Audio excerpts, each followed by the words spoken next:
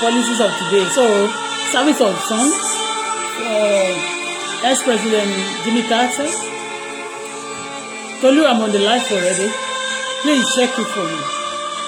Or you give me scissors also. I want to cut this my nail.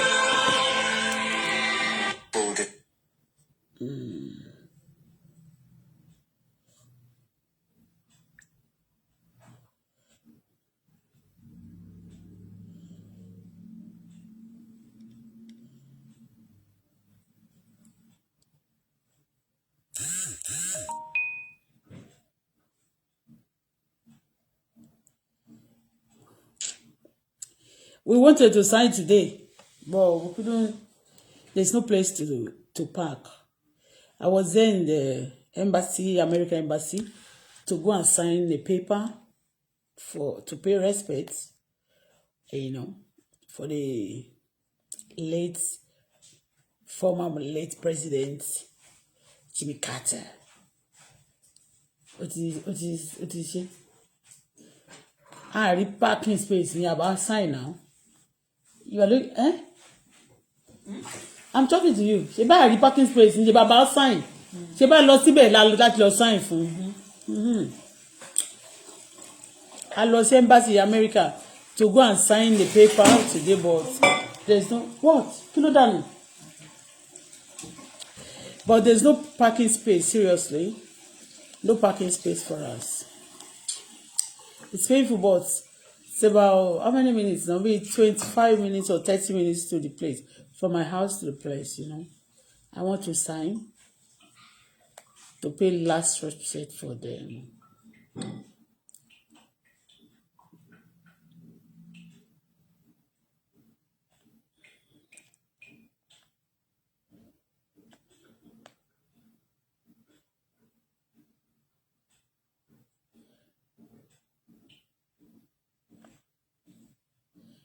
No policy. Policy.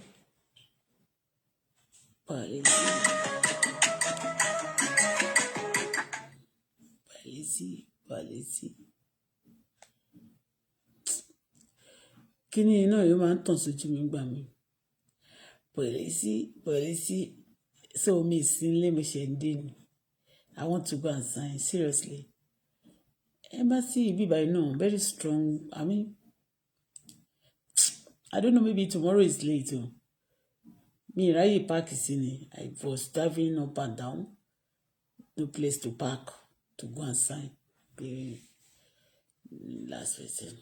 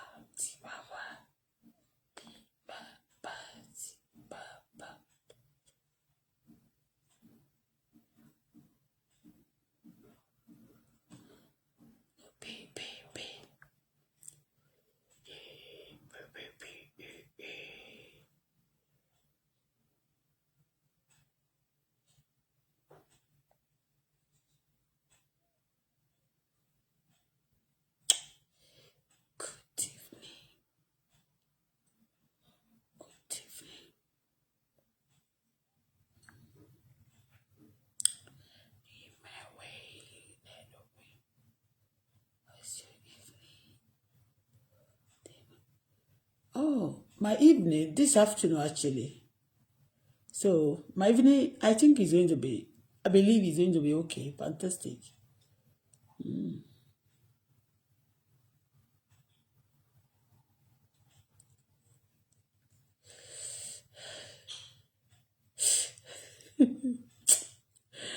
When it's very soon, only someone is cooking fura and they will do.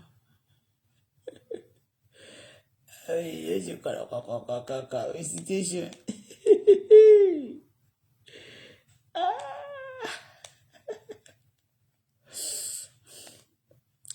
I love this. Politics today. So it's not of yesterday. Politics of today. Good evening. Sorry, where are you, ma? Oh, Canada. This is Canada. Are you in Canada?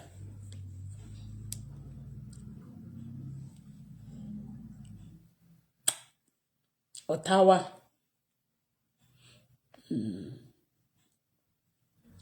Serious. In America embassy today in Ottawa just to sign, because that they laid the former president Jimmy Carter to rest today, I think. So all service of song. So I was in the embassy to sign the paper, but we, there is no place to park. That's why we have to be coming home. I was dead serious. So we pay respect to our great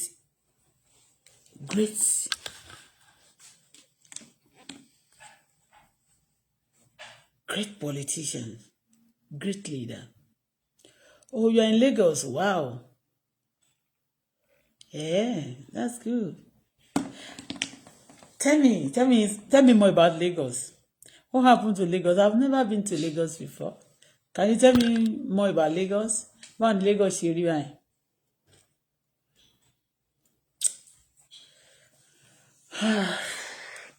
Báwo ni Lagos ṣe rí? Mi ì dẹ́kọ̀ rẹ̀. Mo tẹ̀ fẹ́ dẹ́kọ̀ níjọ́ kan kí tiẹ̀ lọ́mọ ẹ̀yọ́. Mi ì dẹ́kọ̀ rẹ̀. I'm in Lagos. You are in Lagos. Wow, that's good. Wonderful. I wish to be in Lagos one day. At least that's in my Lagos.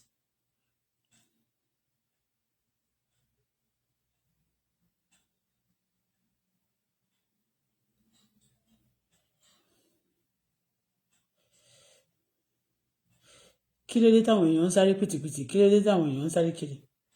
I love this pillow.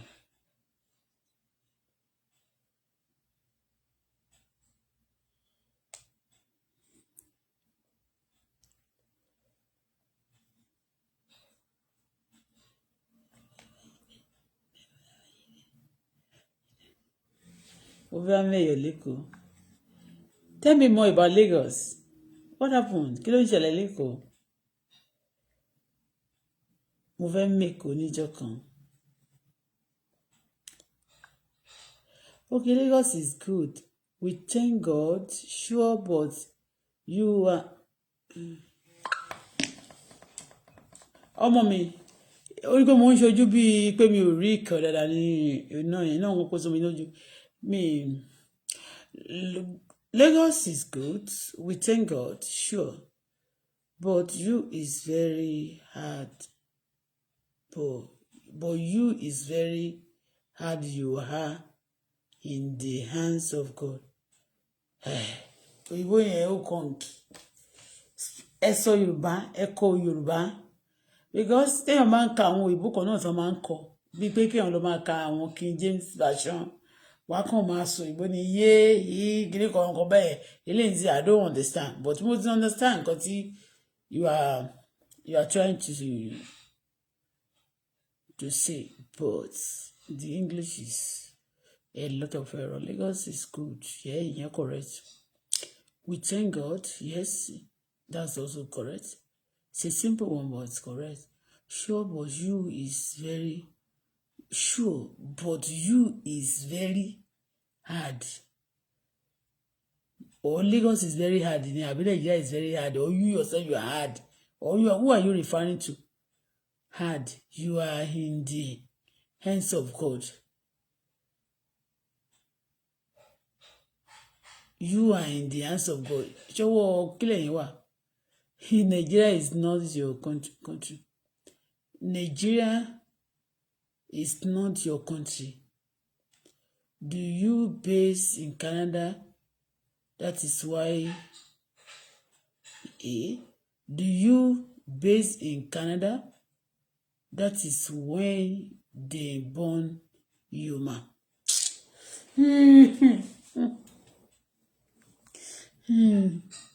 Àwọn English tá a mọ̀ dédé ẹ má fi èyí tí ò tún dáa kẹ́ má fi bàjẹ́. Kí lorúkọ ẹ̀ Sunday Ọlátúnjí. Àwọn tó bá bí jọ Sunday yẹn à Monday tiẹ̀ máa ń mọ̀wé ìwọ́n máa ń yàyàkuyà but Sunday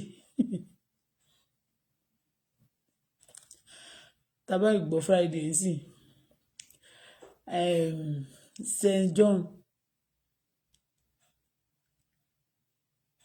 St. John's St. John kọ́ nìyẹn spiritual healer kọ́ ló kọ́ yìí.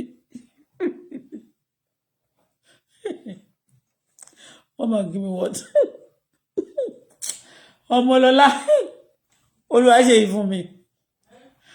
Ayọ̀ mi ti dé. Olúwa rẹ̀ mi lẹ́kún mi. Come on, give me water. Spiritual orúkọ yẹn náà. Okay, Opolowo St. John spiritual healer. All right. I need water.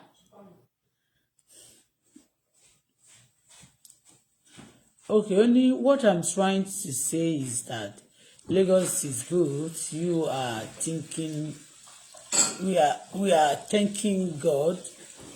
What if we small letter call God? One of small letter colon call God for everything. But Lagos is very hard. Lagos is very hard for poor man to live. May Almighty make us rich. Every country ló máa ń hard for poor people to live.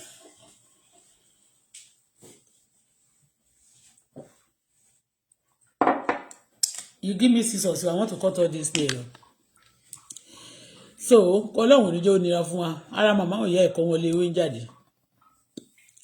Ara màmá ò yá ẹ̀kọ́ ń wọlé ewé ń jáde. Ọlọ́run ní jẹ́ ó nira fún wa. This way.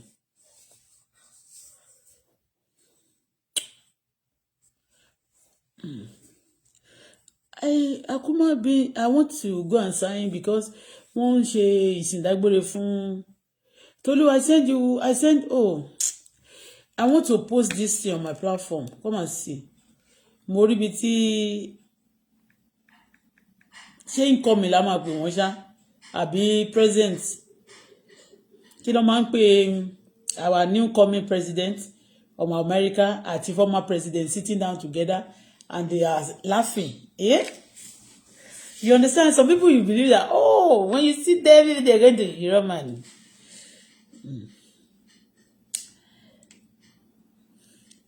Tolu alọmọ mi.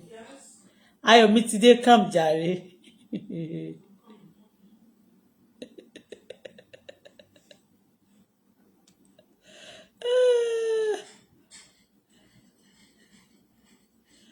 Okay. Àwọn èèyàn sáré gbé kiri jẹ́ kèmí náà kí ló dé mi ò ń tètè sáré gbé tí mi ń tètè sáré gbé news. You are laughing me.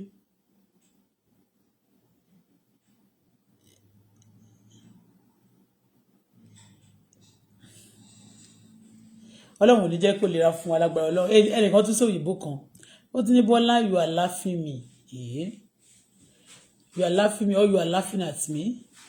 You are laughing at me. You are making fun of me. You are making jest of me. You know, àwọn òyìnbó nìyẹn. But eléyìí you are laughing me. You are Bọ́lá, are you laughing me? Tolu mo fẹ́ fẹ́ lé ìgbésẹ̀ bá mi kọ́ bá mi post eléyìí. Oh, you are greeting from Toronto. How is Toronto? Ottawa here. And torí Ottawa. Ottawa here, we are in Ottawa. So, and we are trying to theory of Ottawa, honestly. We want Ottawa not to breathe again. I want to breathe. Really, Donald Trump and Barack Obama, they are sitting together. That's wonderful. And they are laughing. You see, that's the very atafelo sign fún ìwé tafelo sign yẹn. Very I know why. Ṣé ti yé? Post it for me. I love it. I love it. I just like it. Seriously. So, greeting from Toronto. All right, Olariwaju, Atoke, Oyegbola. Thank you. I say, Toronto, over everything is well. Everything is okay. Yes. I say, oh, yes, fine. We are surviving. The Lord will help us. Everything gonna be all right. The only thing, I wish the Canada accommodation, because Canada accommodation, even the one the people say, oh, Quebec is at least the accommodation is a little bit preferable. When it is preferable there and you are not speaking English, it's hereby. I mean, sorry, you are not speaking French, hereby. Tolu, Tolu, tí ẹ bá mi pè wọ́n wò ná, bá mi pè wọ́n wò bí wọ́n máa gbé àwọn pípù yẹn. Ṣùgbọ́n, bá mi pè wọ́n wò bí wọ́n máa gbé kí tẹ̀ mí sí lọ.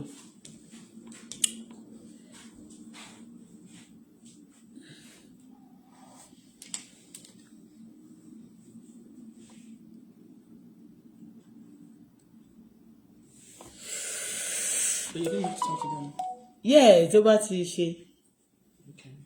It's rent in Ottawa. Oh, you see, I need to call. You see, the whole of Canada. Let me just be frank with you.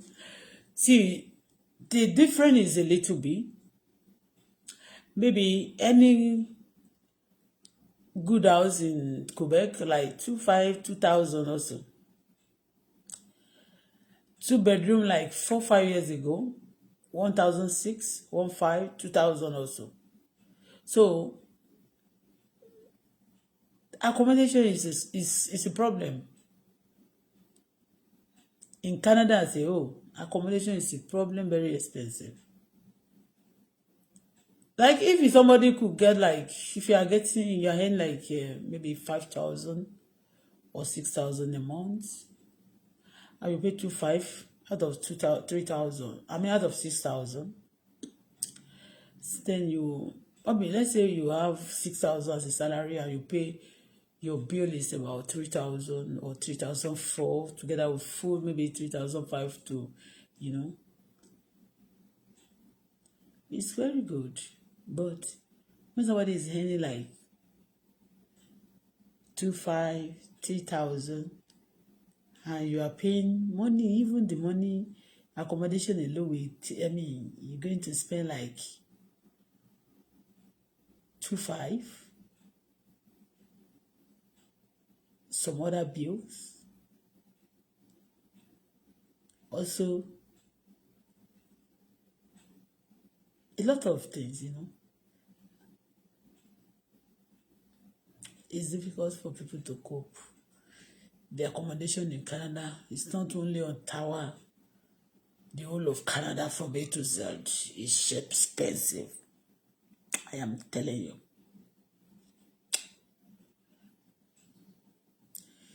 I don't know why it's so hard,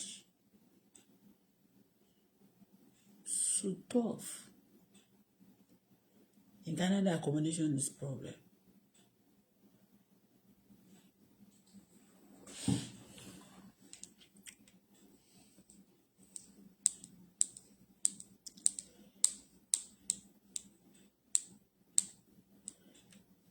Bí òtútù ìṣe mú tó, thank for the jọ fún mi ní glasses Tolú, fún mi ní ìgò kan, fún mi ní glasses nìkan. Ó ní thank you for the clarification.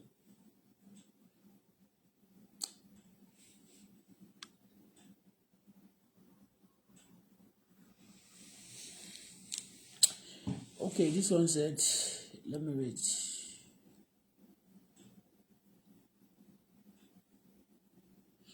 tí bá gbé kíní sí ó dà pé tí bá ṣú ẹ̀ sí bíbá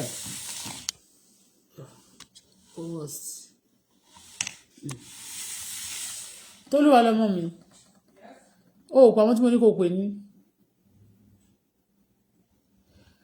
fún mi ní glasses mo fẹ́ ka sí ẹni tí ó sọ̀rọ̀ kó tó ti kó sọ̀rọ̀ yìí mo fẹ́ àwọn tí Tolu, please give me the glasses now.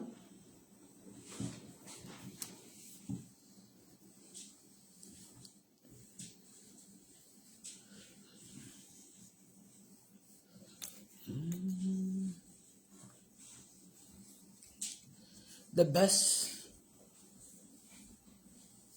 It's not for me. No, accommodations. It's nothing else.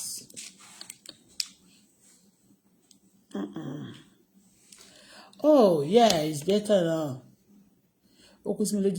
Only you have a blessed spirit. Don't let people haunt you. I like you when you are praying. Please continue to pray. Always here online. God bless you. Rich in spirits. Thank you. Wow. So you only like my prayer time, prayer life. I mean, when I pray. It's good. I never stop.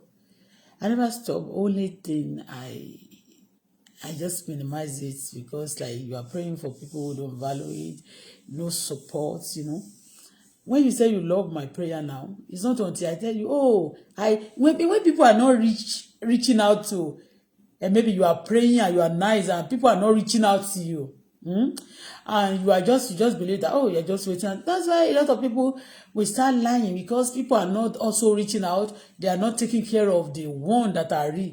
So, instead of me to be a fake person, I just keep to myself. And now looking, you see, I'll be doing what, when the gift is it's not fetching me. It's not ushering me to the front. Like, it's supposed to usher me to the front, like promoting me, financially, materially, But people want somebody to, káwọn èèyàn bẹ̀rẹ̀ sí, nǹkan tó jẹ́ káwọn máa lọ ọgbọ́n oríṣiríṣi náà nìyẹn. Tá bá sọ̀rọ̀ sí gbà sọ sáwọ́ because people bá dáhùn tí wọ́n sọ pé I pay my rent, I will spend time on the media, I will be praying. After prayer, I need to eat fruits. We pay for the water, you understand? So, and I will pay for my data. I use phone. Look at this wonderful phone. As I'm saying, look at this, how wonderful it is. I'm paying for them. The memory is full. I have to delete some things before I could post. But we have to keep people updated. But when you are doing those things and no money coming forth, you won't do it with all your mind. Even when man boost talent, I can't do it. So, but tí bá máa lọ wá ọ̀nà bòmí láti sọ wípé mo fẹ́ sanwó ilé, mo fẹ́ ṣiṣẹ́, mo fẹ́ láti jẹ́yàn. So, màá kàn jáde, màá máa gbàdúrà yẹn. Àdúrà tí mo gbà yẹn is not for myself. When I'm coming out on the media to pray for people, it's not for me. It's of people. So, and people tó bá tí àwọn bá ń ṣe nǹkan fún tí ò bá dẹ̀ ti mọ̀ tí ò dé wọn dẹ̀ support them for it. How will I cope? That will be straining me like when I'm praying and I'll be tí bá ti wá jáde màá sọ pé I want to come and do this work. Iṣẹ́ tí ó bá ti ń ṣe no anyway, tí ó bá ti gba owó lórí ẹ̀, tí ó dẹ̀ purọ́ lórí ẹ̀, kì í ṣe pé mo ń purọ́ fún gbowó níbì kan. Tí mi dẹ̀ gbowó lórí ẹ̀ yìí sí kò ní. If I want to start this prayer now, if I want to start my chat, whatever I want to say now, I will do what? I'll pray. So I put things in the hands of God. I pray every day. Even for people who secretly, I pray for people, even those who just love me and comment, ordinary comments under my post, good comments. I pray for them. I intercede.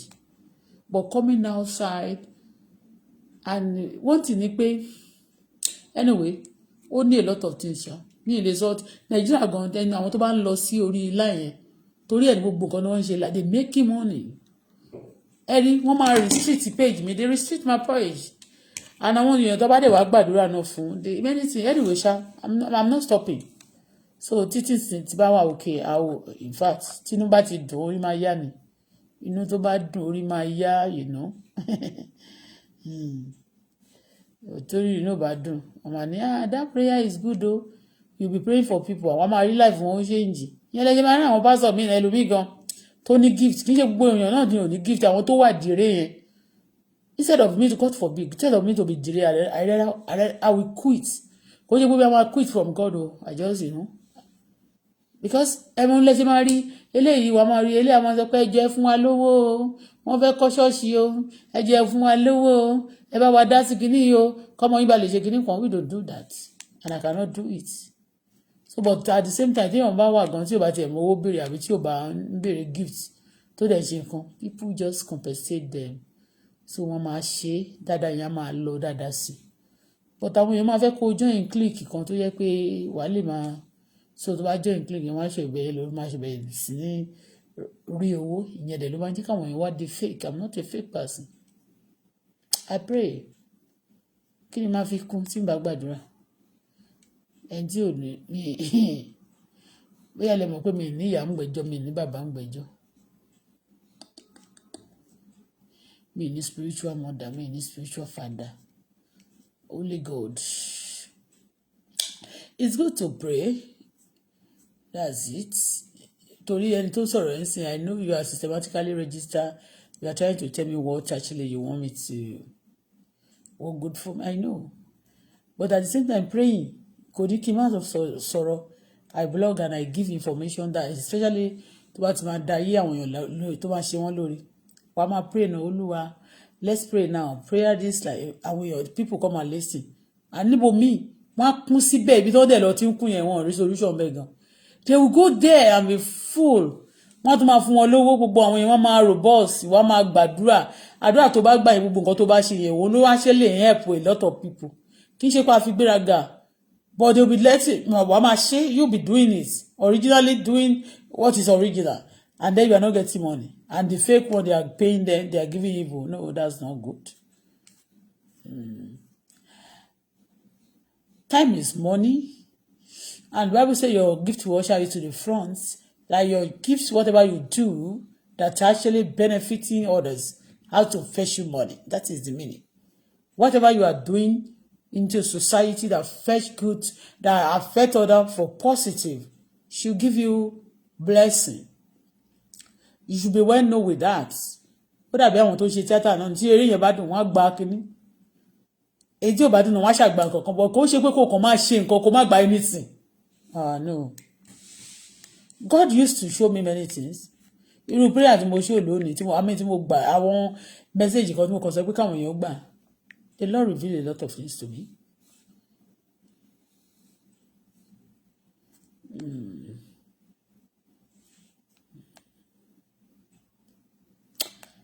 Food and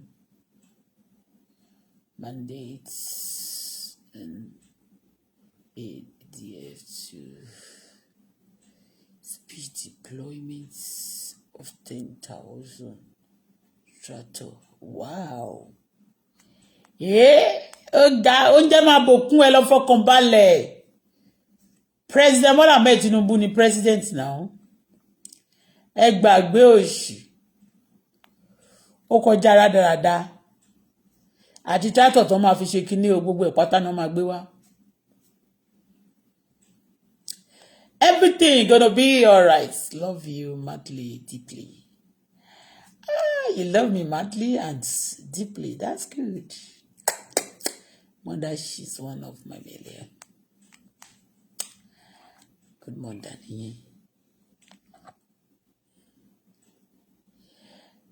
Tolújọ tí bá ti wà òkè kó jẹ́ kí n ra avocado, kí n ra nọ́ọ̀tì àti banana mo fẹ́ mix papọ̀, mo fẹ́ ṣe smoothie kan. Ṣé almond ni banana avocado smoothie. Ó máa ń dùn náà. Ibi báyìí a lè rí èèyàn tó kàn tí ẹ ń ṣe irun. Ó bọ́n ṣe ṣe irun yẹn tó wẹ́. Ọmọ tó bá ń ṣe irun dáadáa.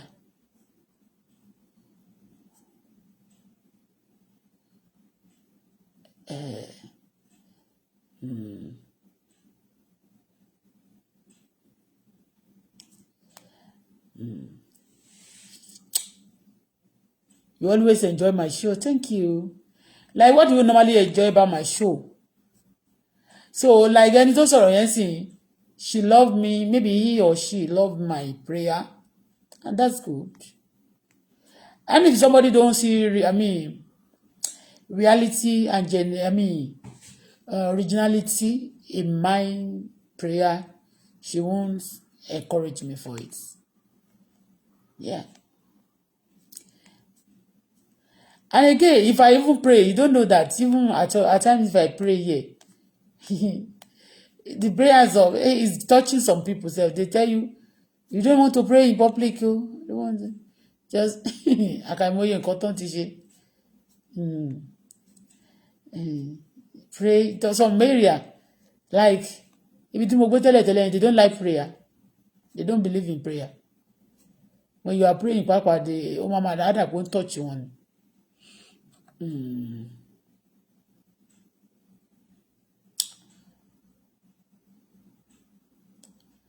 You know, telling formatic. Are you calling Tolu? Tolu? Yes. Are you doing that? Did not answer. Try it again. Okay. What's the problem? Why they fún mi ní feedback now?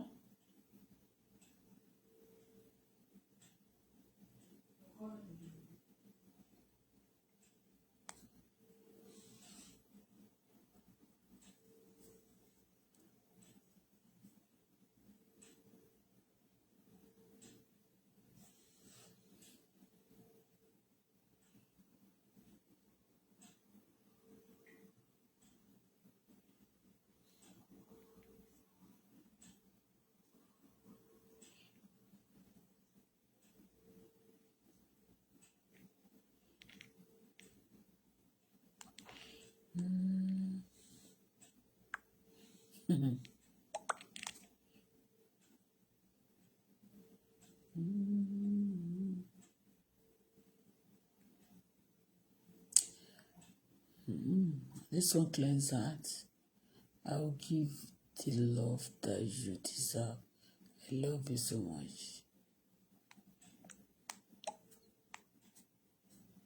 Please give me the love that I deserve. I love you too.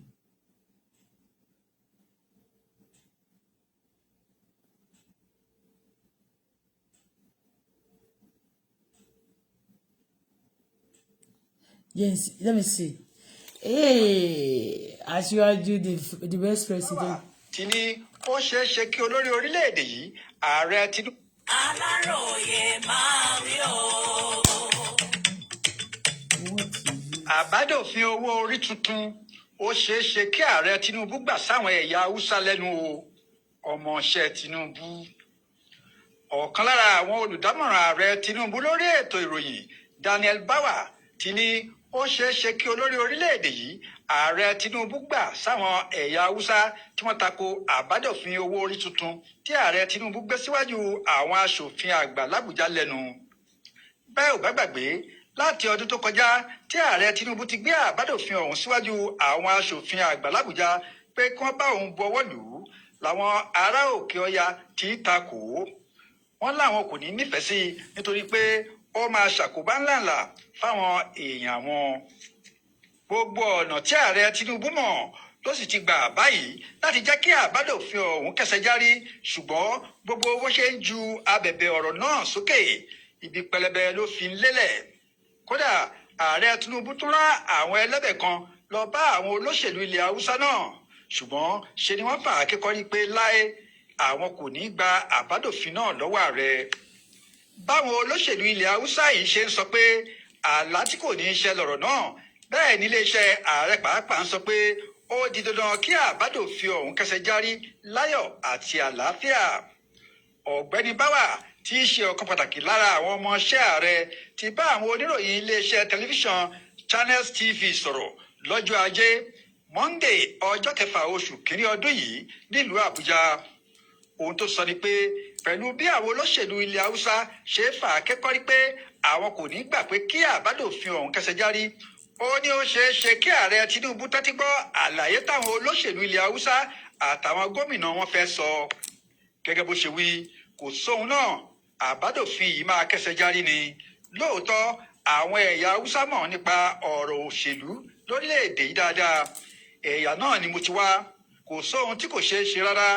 Pẹ̀lú bí àwọn olóṣèlú ilẹ̀ Haúsá pàápàá jùlọ àwọn gómìnà ṣe yarí pé àwọn kò ní gba àbádòfin ọ̀hún wọlé, ó ṣeé ṣe kí ààrẹ Tinubu tẹ́tí gbọ́ àlàyé tí wọ́n ní láti ṣe nípa àbádòfin ọ̀hún. Ó ṣeé ṣe kí ìjọba àpapọ̀ orílẹ̀-èdè yí àwọn ohun kọ̀ọ̀kan padà nínú àbádòfin ọ̀hún. Ìyẹn bí ohun tí àwọn èèyàn náà ń sọ bá jẹ́ ojúlówó ọ̀rọ̀. Ṣùgbọ́n lópin ohun gbogbo, àbádòfin ọ̀hún máa padà dòfin lórílẹ̀-èdè yìí ni. Kò sóhun tó lè dí i lọ́wọ́. Adéwálé Adéoyè ló ṣàkójọpọ̀ ìròyìn fún Okay, now that's good. Tolúwa lọmọ mi. Yes, tí o bá go to wá dẹ̀ sọ fún mi, ó fún mi feedback. Okay. Mo dẹ̀ ní kó fún mi ní scissors gan, mo fẹ́ kéèké àwọn economy yìí, ó ti pẹ́ jù. Mo ti ń force ẹ̀ ṣe ó dẹ̀ fẹ́ máa bà mí ní nails. Ó ti pẹ́ jù. Can you give me scissors?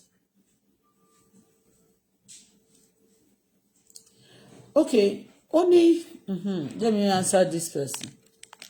I want to answer you. Only open a new account and rebrand yourself and stop talking about others. People leave other people. Leave everything to God. Why are you telling me to open another account? Because what I'm saying, or this account is disturbing your life.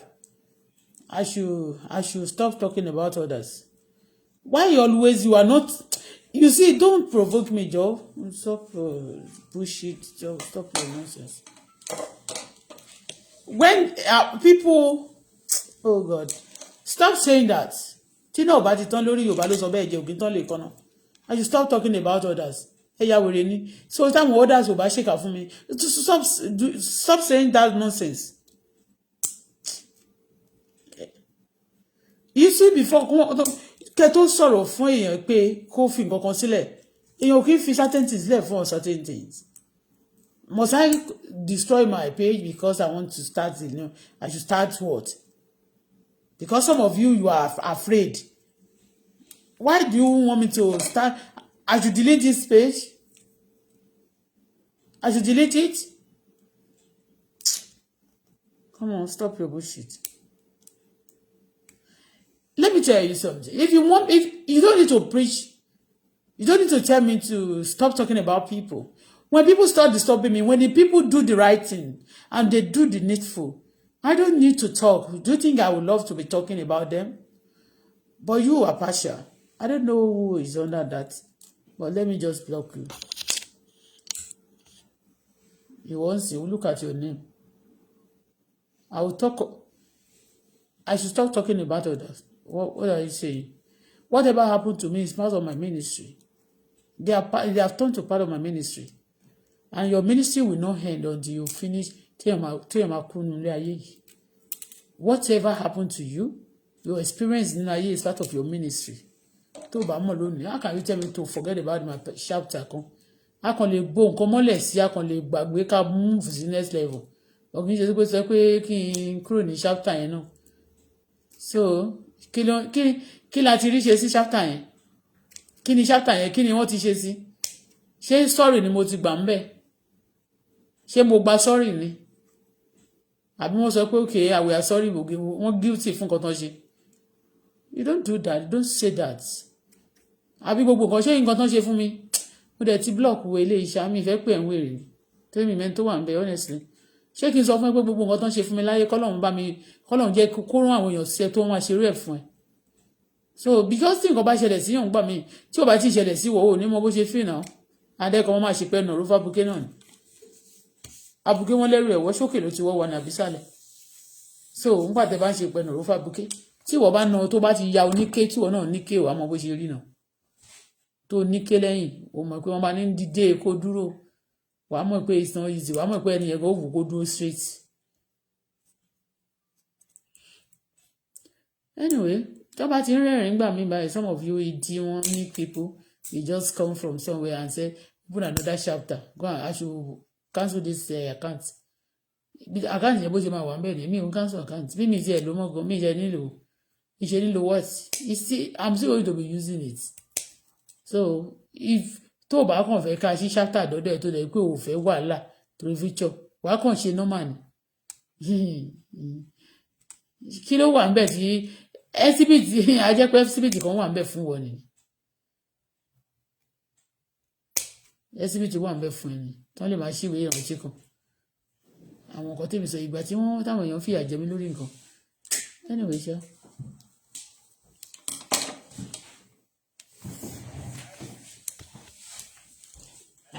Hello. Good afternoon. Hello, good afternoon. Okay.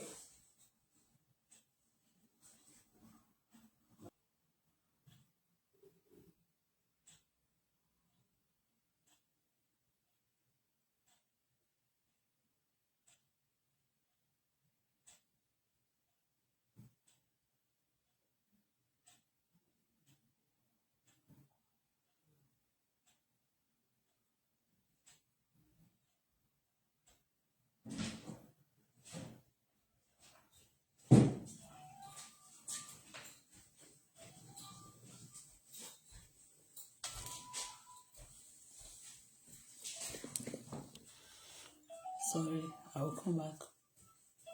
I'll come back on the phone. Don't bother.